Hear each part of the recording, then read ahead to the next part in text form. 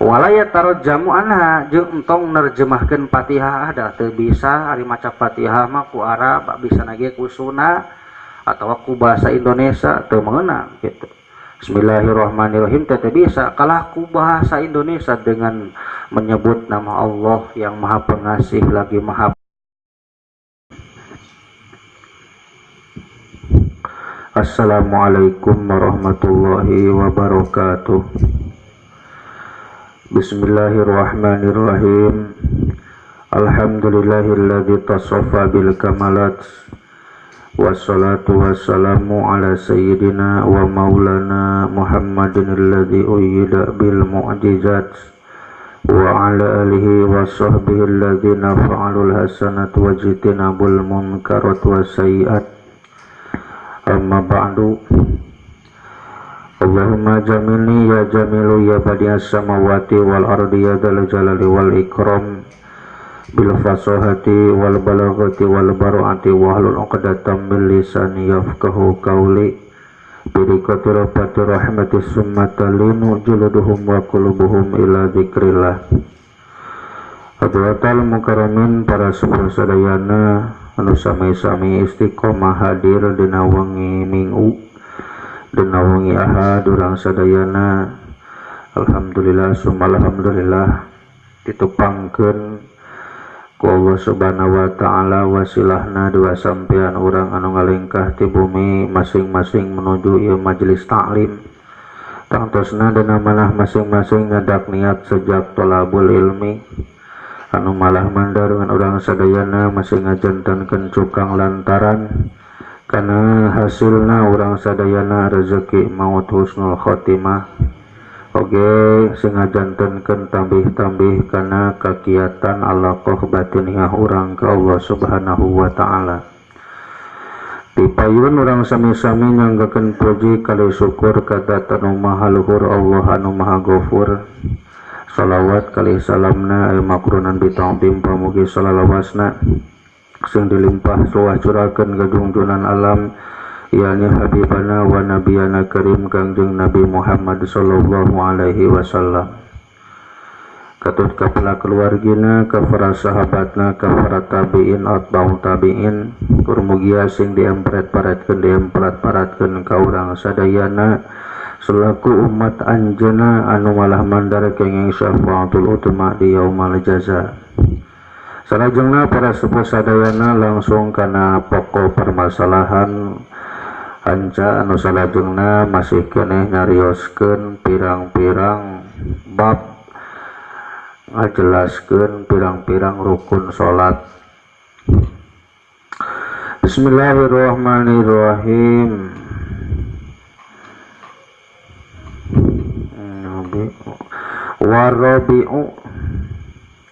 Warabi'u lan utawi rukun kang kaping papate iku qiraatul Fatihati maca surah Fatihah bil basmalati kalawan lafaz bismillahirrahmanirrahim bi qiyami kuli rakaatin ing dalem ngadeg tiap-tiap rakaat wal masbukulan utawi makmum masbok kade mabok wal masbukulan utawi makmum kang den narima dingin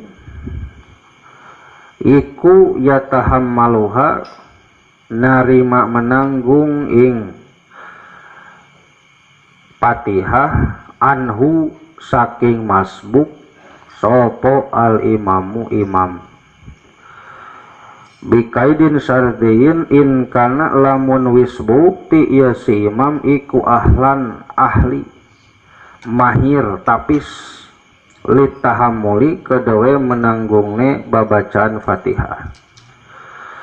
Wa yajibulan wajib tartibul Fatihati nyusunakeun surah Fatihah wa muwalatiha lan nuli-nuli maca Fatihah wa tajwidu hurufiha lan ngalus-ngalus saking piro-piro huruf Fatihah wa mura'atu tasdidati lan ngaraksa saking piro-piro tasdid Fatihah. Al arba'a asyarata ing 14. Wa man lan utawi sapa wong iku ajaja melehoy iku ajaja apes ya siman anil Fatihati saking maca surah Fatihah qara'a mangka maca ya siman badalaha ing gantine Fatihah saba ayatin ing pitu piro-piro ayat minal Qur'ani saking Al-Qur'an. Paina jaja mangka lamun apes man anil Qur'ani saking Al-Qur'an ata mangkan migawe ieu si iman ata mangka migawe ieu si iman ari maksudna lapan ata mah datang nganteng ngeunaheun mun ngalogat ata datang si iman ata migawe ieu si iman bisa baati anwain kalawan pitu piro-piro warna minaz zikri nyatane saking dikir. Paina jaja mangka lamun apes man ani zikri saking dikir waqofa mangka meneng man sakinan hale sakitan hale meneng biqadriha kalawan ukuran Fatihah wala yatarjamulan ora nerjemahkeun ya siman anha saking Fatihah wa sunnatulan utawi hukum sunataiku ayaqra yen ta maca man suratan ing surah aw suratan ing surah sawiji aw syayana tawa sesuatu minal Qur'ani saking Qur'an ba'dal Fatihati ing dalam sause maca Fatihah fi kulli rakaatin ing dalam tiap-tiap rakaat minas sholati sanayati saking salat kang bangsa rong rakaat wa pi rakaataini lan ing dalam rakaat roro al aulataini kang awal karone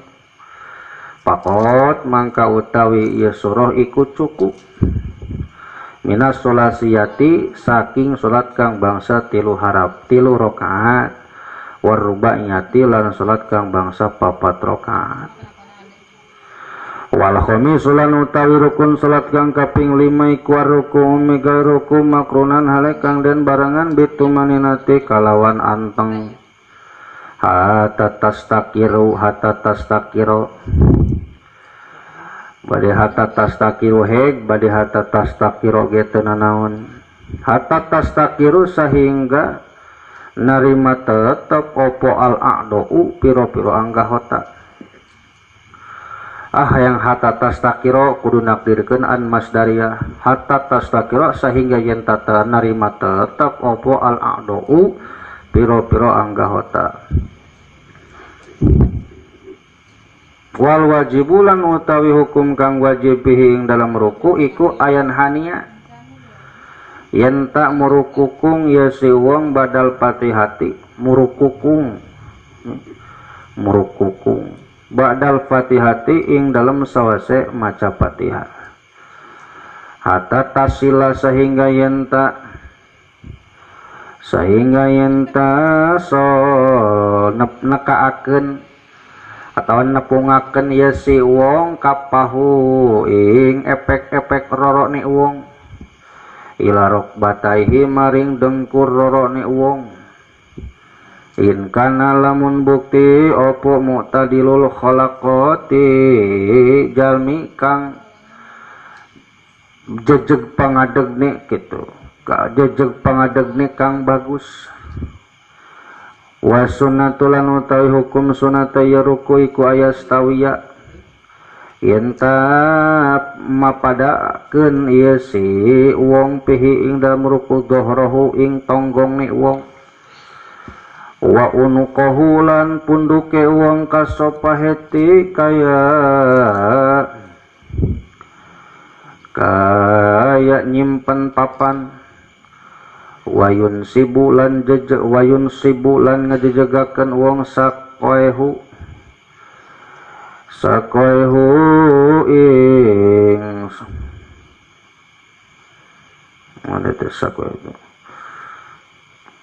non tetelnya kita cacariuan rorokne ieu si wong waya khudu lan ngajadikeun ya uang rokbataihi ing dengkul rorone uang biadihi kalawan tangan rorone uang mak tapeki asobihi ma sarta misahaken piro-piro dari ji rorone ieu yadeh waya kulu lan maca ya si wong pihi ing dalam ruku subhana rabbiyal azim wa bihamdihi ing lapan subhana rabbiyal azim wa bihamdihi wa adnal kamalilan utawi leuwih hendep-hendep kasampurna niku salasun marratin telu pira-pira balena.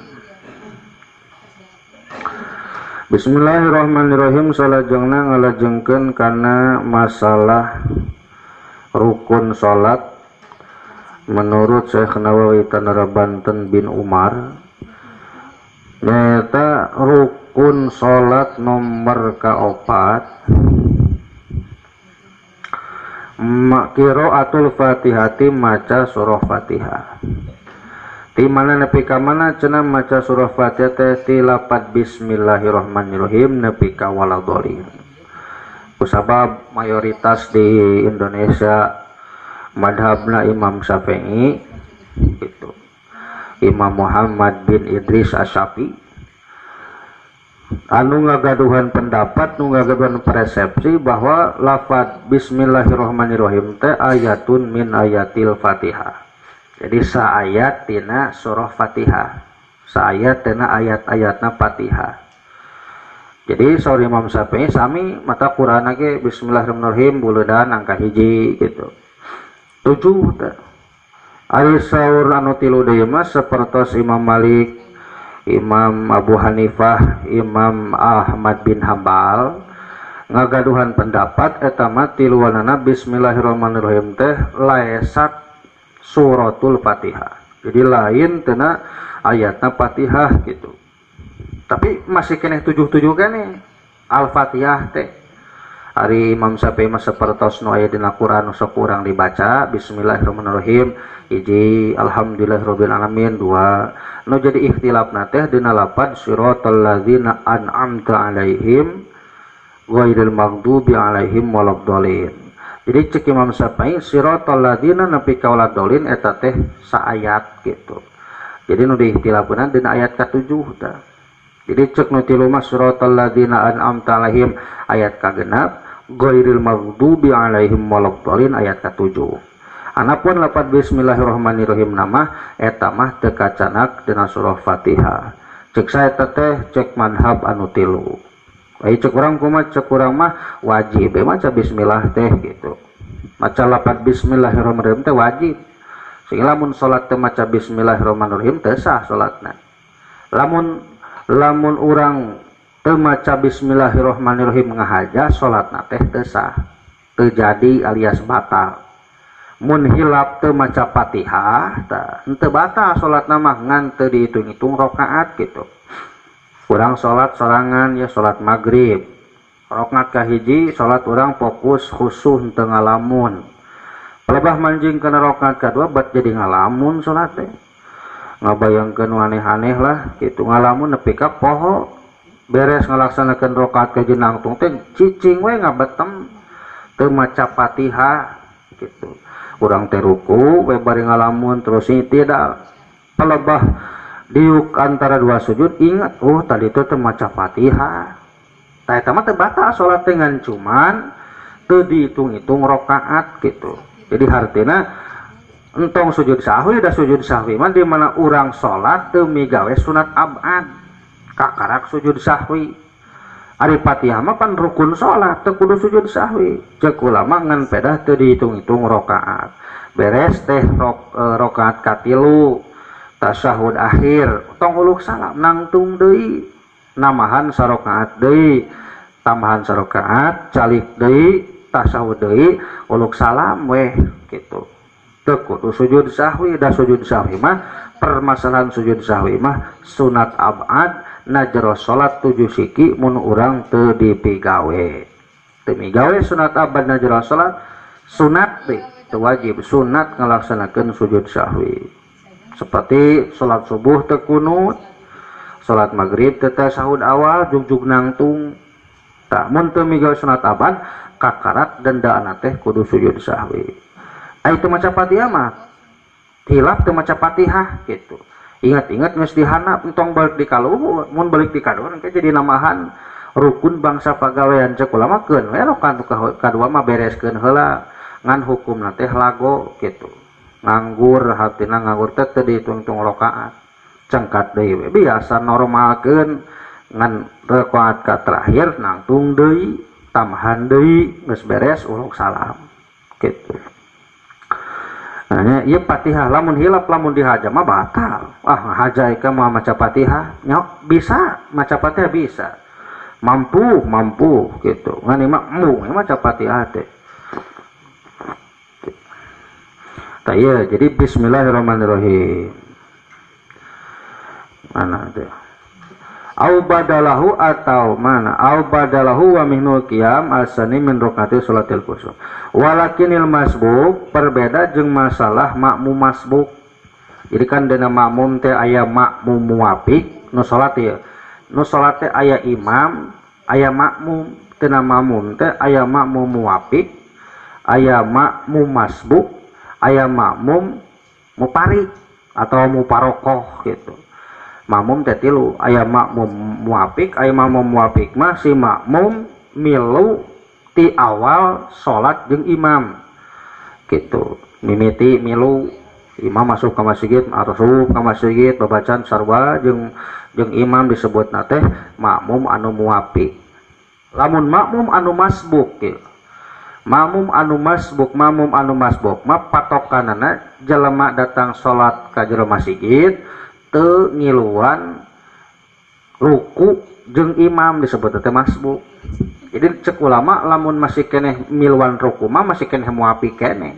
Sabab dihitung-hitung sarakaat gitu. Disebut masbuk teh makmum nu teu kabagian ruku jeung imam. Disebutna teh masbuk. Artina makmum nu teu kabagian sarakaat. Gitu. Terus aya makmum mufaroqah, mah makmum megatkeun berjamaah jeung imam. Gitu. Sakira-kira imam cek urang teu beres babacaanana batal kikituan teh mufaroqah we. Maksud mufaroqah teh niat megatkeun berjamaah jeung eta imam tuluy cicing eta dinya ngan ngudag si imam gitu. Eta hiji kasusna. Nu kadua disebutkeun makmum mufaroqah teh di mana-mana urang geus teu kuat hayang kacai gitu. Teu kuat hayang kacai, ditahan-tahan bakal jadi penyakit, ditahan-tahan bisi kababayat, nya cek ulama meunang mufaroqah. Diudag imam mas, tapi ieu teh khusus salat nu bangsa 3 jeung bangsa 4 ulah salat subuh. Jadi nu bangsa 3 bangsa 4 meunang dimufaroqahkeun ku si makmum ka si imam. Udah we kurang teh beres uluk salam sorangan lompat ke WC gitu. Meunang teh mufaroqah. Ganjaranna sarua berjamaah jeung imam gitu. Tah ieu mah keur makmum anu masbuk ya, keur makmum anu masbuk mah yatahammaluha anhul imam in kana ahlan litahammul. Jadi dina makmum anu masbuk oge dina minhajul qayyim nya, dina minhajul qayyim pokona mah nu milu ruku muwafiq gitu. Jadi mah kasusna hayang disebutkeun masbuk plus muwafiq teh artina ngilu sarakaat jeung imam nu dina catatan bikaidin sartiin in kana ahlan litahammul. Jadi si imamna teh lamun paseh babacana teh menguasai ilmu tajwid, menguasai ilmu fikih. Urang datang ke masjid kasampak imam geus ruku, lain ruku ke ruku urang ujug-ujug salat gitu. Langsung udah kana niat, langsung takbiratul ihram, tong babacaan tong naon susul gitu.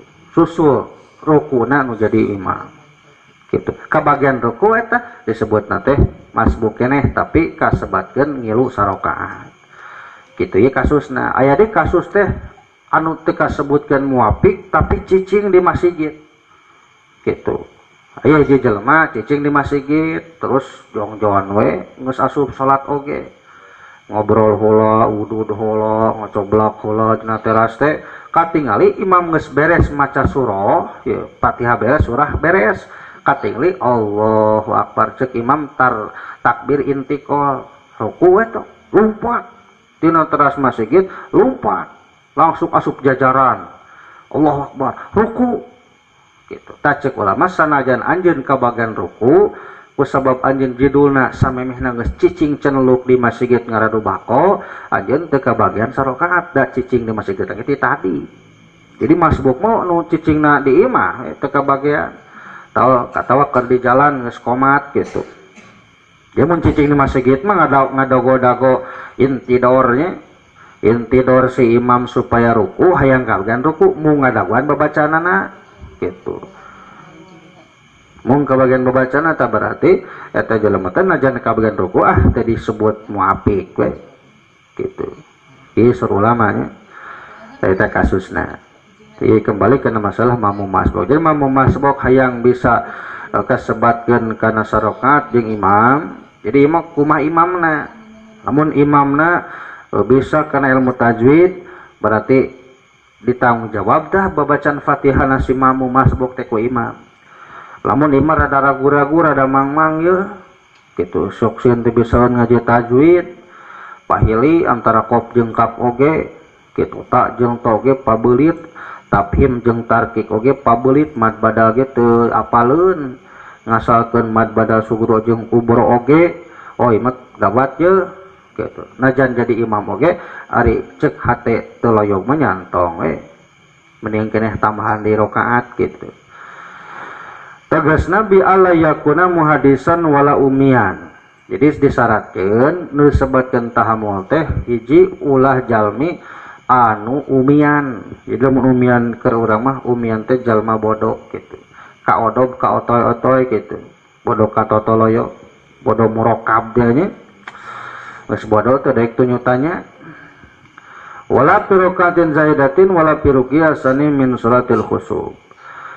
Wal masbuku tadi aya wal masbuku takribna masbuk saur Syekh Nawawi wa malam yudrok mal imam zamanan yasi'u qiraatal Fatihah binisbati lil wasitil mu'tadil. Saur Syekh Nawawi ngaran masbuk teh hiji jalmi anu lam yudrok mal imam nu teu bisa nyusul gitu nu teu bisa nyusul karena babacaan nu jadi imam. Dina mangsa legana maca Fatihah artinya bisa na maca Fatihah disebut teh masbuk. Tabakan pangandika Syekh Nawawi di dieu watafaqal imamu Abu Hanifah wa ashabih wal imamu Malik wal imamu Ahmad bil Hambal ala syati salatil ma'mum min ghairi qiraatihi syai'an. Jadi ulama madhab nu tilu ngakuran karena pangandika Imam Syekh Nawawi. Jadi saur Imam Abu Hanifah kitu tah ngaran masbuk teh. Saur Imam Malik nya kitu. Saur Imam Ahmad bin Hambal oge sami. Bahwa sahna salatna si makmum gitu. Sahna salatna si makmum bisa asup kana rakaat lamun imamna teh ahlan litahammul. Sebab ayat pangandika hadis Kangjeng Rasul yakpika qiraatul imam jaharo am khofat. Cukup pikeun anjeun sebagai makmum kitu ku sabab babacaan anu jadi imam jaharo au khofat. Salatna mah rek nu bangsa jahar, rek nu bangsa khofat, salat duhur jeung salat asar. Gitu. Wa yajibu tartibul Fatihah sebagai makmum atanapi imam wajib nyusunkeun surah Fatihah ayat hiji sampai ayat 7. Jadi ulah pagujud. Bismillahirrahmanirrahim. Maliki yaumiddin. Alhamdulillahirabbil alamin. Shiratal ladzina an'amta 'alaihim ghairil maghdubi 'alaihim waladhdallin. Jadi itu benar teh nyusun diacak-acak gitu. Babacaan teh. Lamun diacak-acak babacaan teh tidak sesuai sareng nas dina Al-Quran berarti teu sah keneh maca Fatihah. Sanajan 7 ayat dibaca. Kusabab judulna teu nyusun teu tartib. Tina bismillah teh jugjug Maliki yaumiddin. Tina Maliki yaumiddin diatretkeun salit Ar-Rahmanir-Rahim. Kitu artina teu nyusun babacaan Fatihahna. Wa muwalatiha jeung disyaratkeun deui maca Fatihah teh kudu tuluy-tuluy. Tina sapinah tos dijelaskeunnya ulah papisah babacaan Fatihah ku dikir-dikir nu sejen gitu, ku dikir-dikir anu sejen seperti hasum bersin alhamdulillah. Lamun nyebut alhamdulillah niatna dikir mah teu batal salat. Ngan mun niatna alhamdulillah ngajawab bersin batal salatna. Gitu. Batur bersin geus refleks alhamdulillah. Jadi lamun nu bersin ngomong alhamdulillah kakarak urang ngaduakeun yarhamukallah. Mun nu bersin teh alhamdulillah tong diduakeun da setanage henteu alhamdulillah. Gitu. Alhamdulillah. Mun bersin teh. Jadi bersin teh kudu alhamdulillah. Non sababna alhamdulillah teh hiji bersin kan lamun urang bersin teh jadi teu geunaheun. Ya, eta nu kaji nu kadua cek ulama di mana anjeun bersin malaikat-malaikat nyalampurkeun kana huntu urang nyarakalan huntu. Trek nu seungit trek nu bau oge diceklan huntu ku malaikat. Non sababna mun bersin mun teu diceklan ku malaikat saur ulama bakal hibar jeung huntu-huntuna. Bersin coplok kabeh huntu. Kitu matak alhamdulillah nya teh insyirofna teh Allah ngutus malaikat nyarakalan huntu. Matak lamun urang mah karunya malaikat mah urang kabagian boga panyakit pilek. Bersin wae Pak, hasum standby malaikatnya. Ya kurang kumaha Allah Rahman Rahim. Bersin jelema ceklan rek Islam rek Yahudi diceklan. Gitu, ceklan ku malaikat tak alhamdulillah. Alhamdulillahnya teh hiji bisa bersin normal, nu kadua huntu teu caroplok. Gitu. Lamun anu bersin ngucapkeun alhamdulillah kakarak kurang didoakeun yarhamukallah. Mugi Allah mikasih ka anjeun. Cek nu bersin yahdikumullah, mugi Allah mere hidayah ka anjeun. Tos sakitu eueuh deui basa teu aya di doa sabada eta. Ulah nyieun di nu sejen ya sudahlah. Wah eta ajaran sesat eta. Gitu ya sudahlah. Betul bersin eueuh di jawaban ya sudahlah. Tapi kumaha lamun keur salat bersin terus ngomongkeun alhamdulillah lamun niatna dikir mah teu batal salat. Gitu. Jeung dieu teu matak mengaruhan kana kafisahna ayat-ayat dina ayat Fatihah dina surah Fatihah teu jadi masalah ai alhamdulillah hungkul mah. Ulah sote kaselang ku dikir anu matak pililaeun. Bismillahirrahmanirrahim. Dikir nu sejen saperti maca ayat kursi sabada bismillah. Kitu pan lila ayat kursi mah. Ai ngomongkeun alhamdulillah hungkul mah teu jadi masalah, nu penting kacek kudu niatan dikir. Mun diniatan ngajawab alhamdulillah batal. Seperti orang ngabejaan imam mun ngomongkeun lafaz subhanallah niat ngabejaan imam batal salatna. Imam salah cuk urang subhanallah. Niatna teh ngabejaan imam. Kumaha tuh cenah? Niatna teh cuk ulama kudu niat dikir atawa niat dikir jeung ngabejaan imam. Kitu mah teu batal mun mutlak niat ngabejaan mah batal salatna. Kitu. Batal salatna. Taynya pala ya duru. Jadi lamun keur maca surah Fatihah pan ieu disaratkeun kudu tuluy-tuluy. Gitu. Lamun kasalangna ku ngareng hapranyug mah teu nanaon. Bismillahirrahmanirrahim. Ganti napas. Alhamdulillahirabbil teu nanaon eta.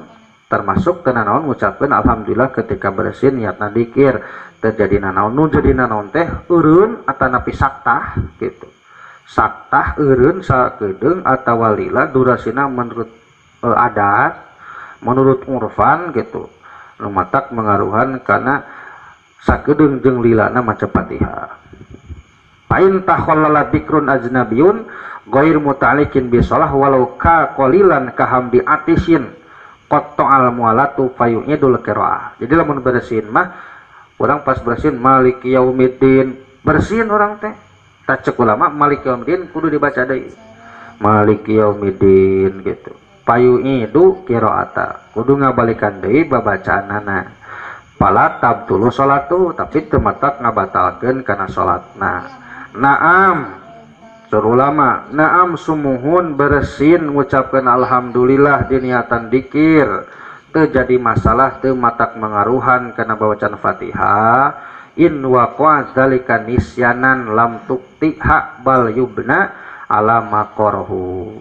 Lamun sakira-kira nibakeunana eta bersin alhamdulillah teh dina posisi hilaf kitu maka teu jadi ngabatalkeun kana salat. Wa tajwidu hurufiha jeung salajengna kudu ngalus-ngalus tajwid teh kudu ngalus-ngalus kana sadayana huruf Fatihah. tegasna paman lahana fil qiraah lahana yugairul makna kalladzina bizai surahna sur musnif cing sajalma nu maca Fatihah najero salat terus lahana di mah cadel teh lain cadel orsinil ti Allah gitu. Tapi cadel teh di lahan di mah cadel teh teu mampu maca sifatil huruf jeung makhorijul huruf gitu, teu mampu ngabedakeun mana nu kudu sifatil huruf anu sopir, anu jahar, anu hamas teu bisaeun teh. Maca surah teh gitu, maca Fatihah teh nu tungtungna lahana yugairul makna ku sabab teu mampu maca Fatihah, teu mampu teu sanggup ngabedakeun huruf nu tungtungna ngarubahkeun kana makna gitu. Seperti cek ulama kalladzina bizai ngagantian dal gede ku zai pan kuduna kitu siratal ladzina enak siratal ladzina tuh digantian ku zai gitu. Siratal ladzina nu sundana dina dinya mah pirang-pirang jalma alif lamna ziyadah lazimah nu teu bisa dipisahkeun antara al jeung sabana alif lam mun sakira dipisahkeun eueuh hartian dina teh gitu. Alladzina bizai kuzai lamun sakira-kira wa amkana ta'alum lamun sakira-kira di eta tempat jelema nu salah macam model kitu tapi aya pangajian manehna jeung mampu belajarna batalat salatuhu eta mah batal salata. Lamun bodoh katotoloyo bodoh nak bodoh murokahab eta mah berarti teu batal salatna da teu apal atawa jalma mualaf gitu can bisa can mampu ngabedakeun mana dal gede mana zai mana jim gitu nya alladzina bizai kalladzina bizai jadi ngagantian dal gede ku zai atana pisod kusin tak kuto to kuta siroto pan eta to jadi tomapan huruf itbaq huruf nu matak nu kebegeun kana bibir digantian kuta siratal ladzina an'am eta geus ngarubahkeun kana lafaz ngarubahkeun kana makna idza taghayyurul lafaz taghayyurul makna di mana robah lafaz robah makna rubah lafaz rubah tujuan gitu rubah lafaz rubah tujuan seperti contoh makilah urang reka Garut saking kutunuh mata teh kalah numpak bus jurusan Jakarta ku sabab salah numpak busnya salah tujuan pas berai beunta teh geuning Imat Tanjung Priuk sugan teh Garut mereka mana gitu Kang bade ka Garut atuh salah ka Garut mah ieu mah tingali Cianjur Jakarta via Puncak kuduna kamu numpak teh Cianjur Bandung Garut gitu mun reka Garut mah kudu bus numpak ka Garut kakarak bakal nepi ku sabab salah numpak busnya salah nepina salah dina macana salah dina tujuanana gitu salah dina murodna salah dina pimaksudna jadi cadel-cadel itu mah lain cadel anu bawanti kudratna gitu da itu kudratna udah bingung memang kitu ti Allahna kitu canakan ti lahirna kitu maksud lahana mah cadel nu teu bisa teh ilmu tajwid teu mampu kana ngaji ilmu tajwid kumaha mun kieu fa illamil fa in kana la yughayyirul makna lamun teu matak ngarobahkeun kana makna kana tujuan seperti kakas ribain nak budu ngasrohkeun bakna lapad nak budu dibaca iya kana bidu wa iya kana stain dibaca kitu pan kudu iya kana budu nak budu fi'il mudhari eta fi'il mudhari wuku mutakallim ma'al ghair nak budu abdi sadaya ibadah ya dibaca nak bidu berarti tina sulasi mujarrad abada ya bidu sulasi mujarrad bab kadua ciri fatah kasroh doroba yadribu ayeuna dibaca nak bidu berarti kasroh asupna teh ka fi'il sulasi mujarrad bab kalimah hasiba yahsibu na'i abida ya bidu oh eta mah terjadi masalah gitu kan ukur ngarobahkeun wajan hungkul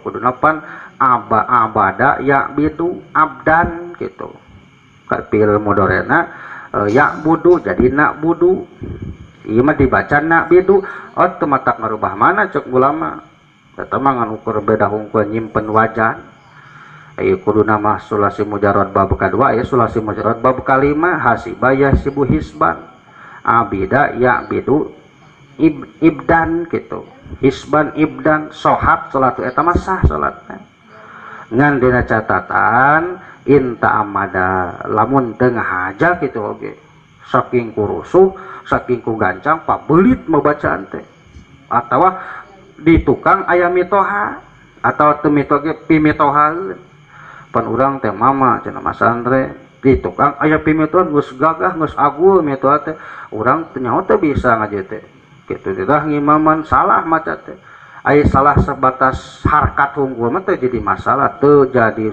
masalah sote lamun teu ngahaja inta amada lamun ngahaja mah nya masalah we kitu ngahaja ieu mah hayang beda ti batur seperti maca bismillah Bismillahirrahmanirrahim gitu. Bisa dibaca Bismillahirrahmanirrahim sote lamun keur ngasalkeun mutalak bismillah gitu. Lamun teu ngasalkeun mutalak bismillah teu meunang mata dina Bismillahirrahmanirrahim teh pan sifat hakikina teh Ar-Rahman Ar-Rahim teh sifat hakiki Rahman Rahim nana teh menang salapan gitu menang salapan wajah tah nu salapan teh nu menang dibaca jeung menang di i'rab menang dipublikasikan menang dijen status lapat Bismillahirrohmanirrohim gitu itba lamun dibaca Bismillahirrohmanirrohim nurrohima mah teu meunang teu bisa gitu non sababna bisa di i'rab teu bisa dibaca sabab diomongan batur wah ya balik masalah teh jadi salah maca bismillah oge ieu bobal ajaran sesat ya nah, paling kadinya masyarakat umum Bismillahirrahmanirrahim. Tos Bismillahirrahmanirrahim tong Bismillahirrahmanirrahim. Seperti la haula wala quwata. Mun digudak-gudak ke la haula wala quwata teh meunang salapan wajah gitu. La haula isim la anu mufrad, isim la anu mufrad deui, isim la mufrad, isim la mudhof, isim la syibih mudhof. Gitu. Macana menang la haula wala quwatan wala quwatan wala quwatan wala quwatun wala quwatun wala quwatun wala quwata. Menang 7 itu tanah hiji isim la anu mufrad kalikeun 7 kali 3 sabaraha gitu tapi udah bisa dipakai wiridan itu la haula wala quwata pan kitu kudu nama gitu kuduna kitu memang kitu ti Kangjeng Rasul tong digantu-ganta-ganti la haula wala quwatun quwata taulah kitu sabab diomongan batur cukup we mah sebatas urang apal gitu sebatas urang nyaho karena mekanisme tata cara maca lafaz la haula bismillah gitu tong dibija-bija ka batur dah haram jeung piomongan batur deh saya mah kitu bismillah teh beda ti batur pasti mih topramena 3 gitu mun hadiah ting suudon bismillahirrahmanirrahim tos bismillahirrahmanirrahim sabab cek kaedah ulama ahli sorof al-itba bada koto mamnu pegat ngahiji sabada pegat hukumna teh teu meunang kitu teu meunang menurut sorof mah boga pamajikan diceraikan dirujuk teu meunang cek sorof ai cek fikih mah meunang matak dina kahirupan tong make sorof lieur make sorof kitu keur naon eta keur nasrib da moal kahartieun atuh lamun lain santri mah nasrib teh ngarubahkeun hiji perkara kana perkara nu sajen kana soro yan suruh nasron gitu kana eta keur nasrib teh ninuh cai kopi bener kopi tinuh ku cai panas dikocek kenon keur nasrib gitu kenon ka keur nasrib ning eta nyen budak keur nasrib ngarubahkeun bias kana sangu keur nasrib itu mah kahartieun matak tong dipake komo di masyarakat mah bisi ngahulang bisi kerung ngomongkeun cek kopi jeung ngomongkeun makulat paklu jeung makulat istimal gitu lieur gitu nya lieureun tong ngagunakeun ilmu wadoh di masyarakatna da moal kapake masyarakat mah fikih tauhid tasawuf eta gitu fikih tauhid tasawuf man tilu-tiluna supaya nungtun karena marifat kalau masalah eta mah keur soranganeun keur santri nu gagaduhan fardu ain gitu tapi bisa disetik-setik dipasangkeun ngan ganti bahasana gitu. Dan ilmu wadopan teu meunang ngajadikeun khobar tina mubtada kuliun atawa kuliun tina mubtada anu juz'iun teu bisa. Kita seperti ngahukuman ari cengek eta samal. Tuh. Kan teu bisa ngahukuman kitu teh cengek teh mu'arab samal teh takrib nakripan ku perkara umum teu bisa. Gitu teu bisa naripan perkara umum. Ari tarifna khusus, ari tarifna umum, ari mu'arofna khusus, itu bisa. Kuduna si tarif lebih khusus daripada mu'arof gitu. Jadi mu'arof itu ditarifan. Tapi tajwidnya. Oh, maka haruma alaihi dzalik. Lamun ngahaja maca iya kana bidu wa iya kana stain, gitu maka hukumna teh haram. Mun teu kahaja kalesotan kalepasan juri gitu maka teu nanaon eta mah eta nya kaitna dina intamada wa mur'atu tasdidatnya sareng kudu ngaraksa sadayana tasdid Fatihah nu jumlah jamlehna 14 bismillah tasdidan lafaz Allah tasdidan bismillah terus aya jabar nangtung setiap jabar nangtung cek guru ya setiap jabar nangtung pasti weh mad badal gitu. Tapi eta teh ari pangarsa Syekh Kiai Haji Yasin mah caringan teu setiap jabar nangtung mad badal model dalikal kitabu lain mad badal.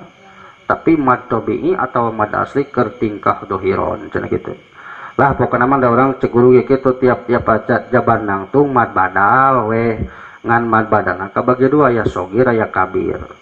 Sogir jabar nangtung gaganti tina huruf mad seperti zalikal kitabu seperti lafaz Allah gitu bismillahi mad bala sogir eta sabab geganti jabar nangtung tina huruf mad lamun jabar nangtung gaganti tina hamzah amanu imana utu eta mah mad badal kabir gitu amanu asana amanu terus kumaha yang jadi amanu gantikeun hamzah nu kadua kana harkat anu munasabah jeung harkat hamzah nu kahiji jadi amanu imana utu gitu.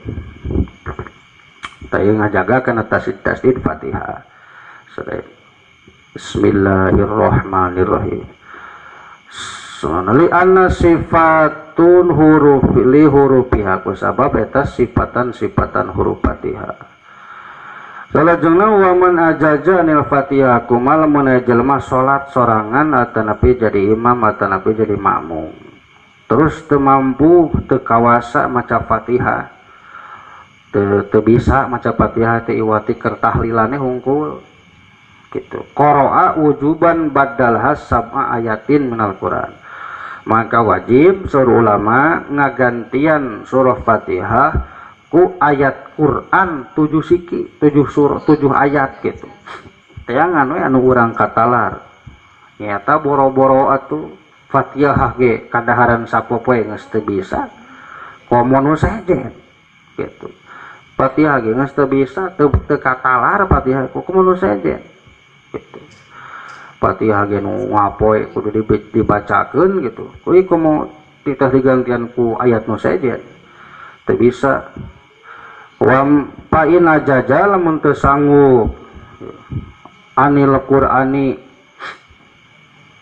dina maca Al-Quran 7 gaganti tina Fatihah ata bisa batian wain gitu mangka ku 7 pirang-pirang warna-warna minaz zikri tina dikir gabungkeun dikir subhanallah walhamdulillah 2 wala ilaha illallah 3 wallahu akbar 4 tambahan we kunaon ya bismillahirrahmanirrahim la yadurru masmi sayyin wala bisama wa huwa terserah nu penting 7 jumlah jamleh dikir dihijikeun gitu ieu mah pan aya cenah nu maca teu bisa maca Fatihah ku sallallahu alaihi Muhammad we sallallahu alaihi Muhammad nya pan judul lagi lamun we di lemur eta teu aya pangajian teu aya majelis taklim teu aya rutinan henteu nanaon kabeh ku sallallahu alaihi Muhammad oge gitu ganti ku salawat kita naon ari bener teh bisa mah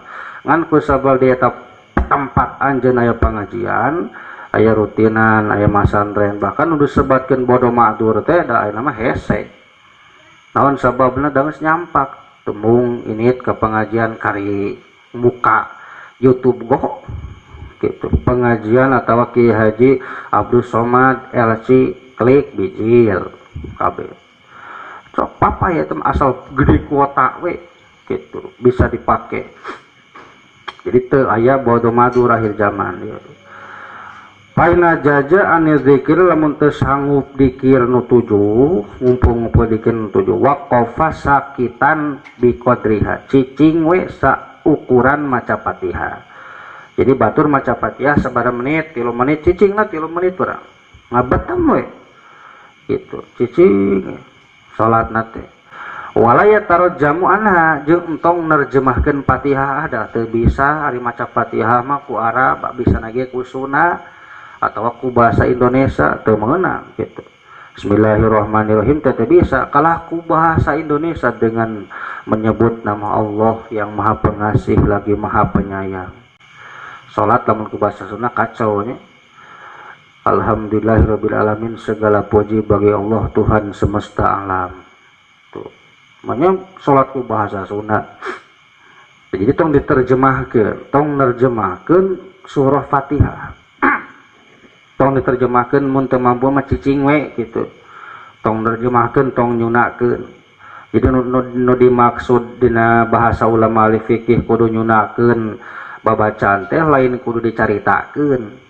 Jadi urang ngomongkeun bismillahirrahmanirrahim teh geus kudu kagamar, geus kudu kabayang, geus kudu kaprediksi Sunda lapat bismillahirrahmanirrahim. Gitu. Bismillahirrahmanirrahim geus kabayang pisunaeunana teh.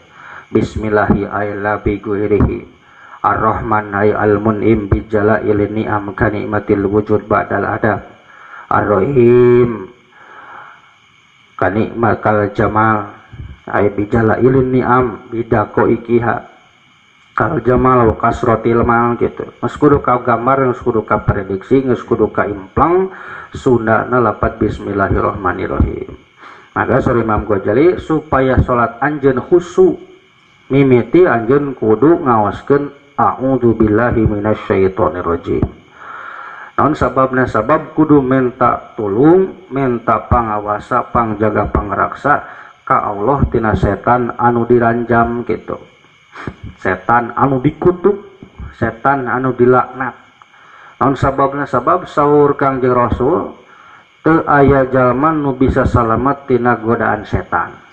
Eueuh jalma nu kuat nu mampu bisa ngahandle karena godaan-godaan setan kecuali eta jalma minta tulung kana nyiptakeun setan saha Allah.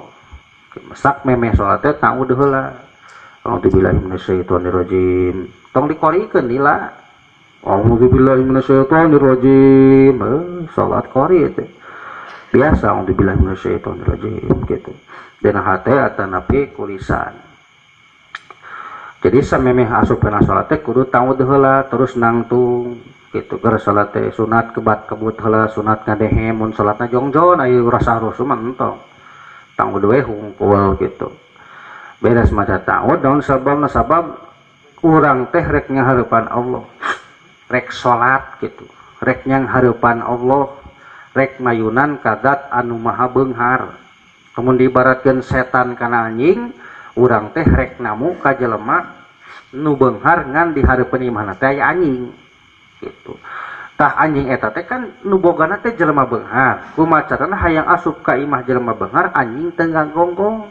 Teu gogorokan wae anjing teh gitu. Da sabab teu waweun kana beungeut urang. Motak digogogan oge anjing teh sieun sabenerna mah urang teh sok paur urang teh garong gitu. Tak digogogane ku anjing teh. Digogogan ku anjing.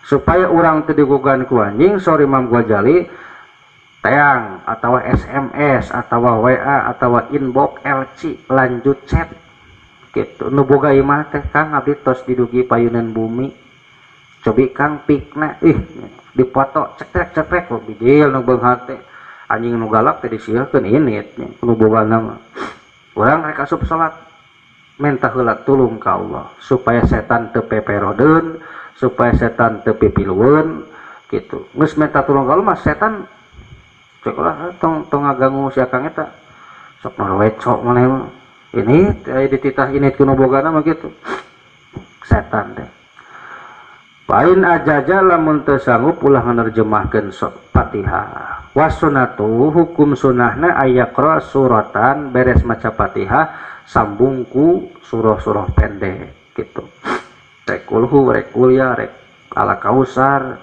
rek al kafirun nu penting sabada Fatihah sunat maca surah pendek atanapi ya henteu surah-surah pendek ausaian minal Quran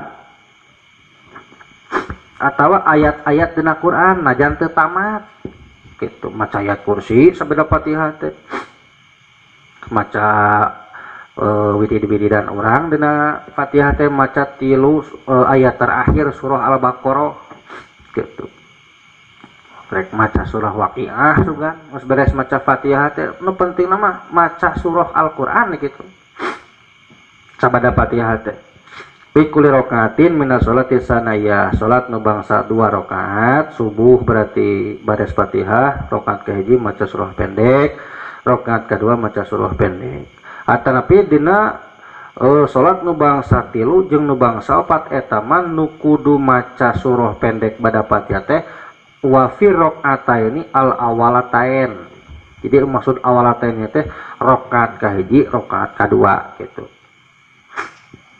duhur asar sami salat nu bangsa Syria wal khamisu rukun salat nomor 5 ar-ruku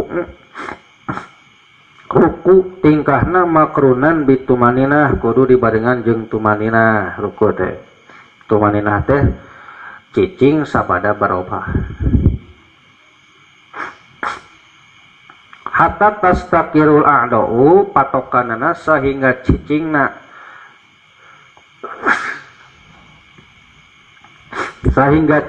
sapirang-pirang anggota urang tikawit sampean panangan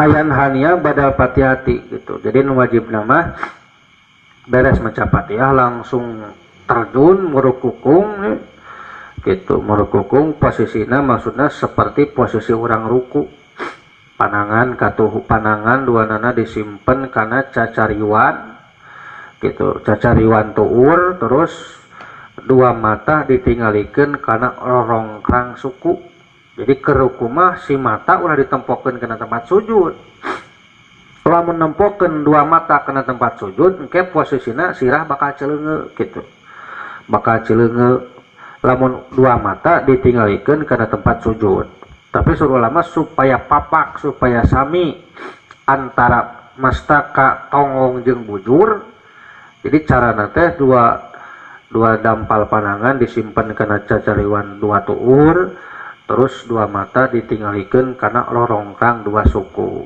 itu tujuannya supaya lempeng gitu kata ruku teh gitu sote lamun jalma na normal lamun ta normal menyentong seperti nges manulanya manusia lanjut usia nges kolot teu kuat ruku papak teh teh juga baheula kuat naoge ruku teh nu naleungeun teh teu dina tuur nya ping-ping lewat saeutik gitu udah mampuna kitu nya teu naon gitu siga kapal berarti nu rek take off nya nurek terbang nurek kaluhur tersanggup ya bari sampurna itmam rukuna nya sakawasana ruku we kumaha gitu wasunatu ayastawiya fihi dhahrahu wa unuqahu jadi sunat mah papak lempeng antara tongong gitu unuk jeung bujur seperti nyimpen kai anu lempeng gitu jadi cikil lah di mana mah ruku urang lempeng telempeng mah tunahan papan we lamun papan dituna dina posisi urang ke ruku cicing teh papan teh berarti lempeng gitu lamun geluang galeong papan teh berarti ruku urang teh lempeng gitu bari biadihi ma tapriki asobiihima bari ramo-ramo kudu dikieun taprik teh kudu direngangkeun kieu jadi ngepelna cacariwan tuur teh si ramo-ramo si asobe jari-jari teh kudu direngangkeun ulah dikieukeun gitu maksudna tong dirangkepkeun tapi kudu dikitukeun dikepeukeun karena ieu teh kana cacariwan tuun. Jadi lamun teu disimpan kana cacariwan tuur liwat teuing tuur salat bakal nutug pisan gitu, rukunna bakal nutug, rukunna teh nyekelan bitis bakal nutug, rukunna teh sirahna teh bakal nutug gitu. Lamun luhureun tuur bakal nangak rukunna teh henteu normal gitu. Jadi nu abdal nama nu sunatna mah akur antara sirah, tonggong jeung bujur. Beresna keur ngalaksanakeun ruku supaya kena patokan tumanina wa yaqulu fihi subhana rabbiyal azim wa bihamdi. Nu wiridan nu kawarid di Kangjeng Rasul ngaoskeun tasbih subhana rabbiyal azim wa bihamdi. Naon subhana rabbiyal azim wa bihamdi teh tasbih anu khafifatan bilisan sakilatani fil mizan. Itu hampang dina biwir diucapkeunana ngan jadi pangbeberat dina timbangan jaga.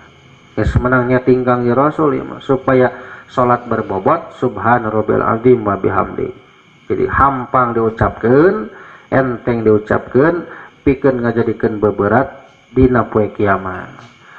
Sabaraha kali cenah wadna kamal salasu marotin, minimalna 3 kali. Tiasa teu dipanjangan tiasa gitu. Sabab ruku mah rukun tawil bisa dipanjangan, bisa nepi ka 11 gitu.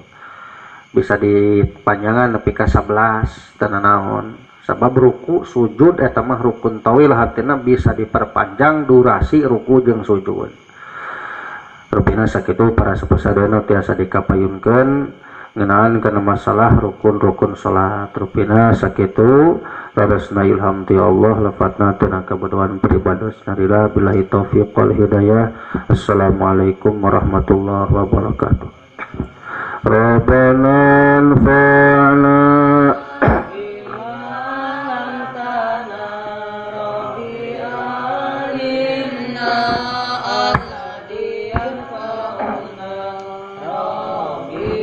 fakihna wa fakih ahlana wa qarabati lana pudunina tawasalna bita'alumin tawasalna bita'limin angtarzuqa nawasi'an wa angtarzuqan amanan sallallahu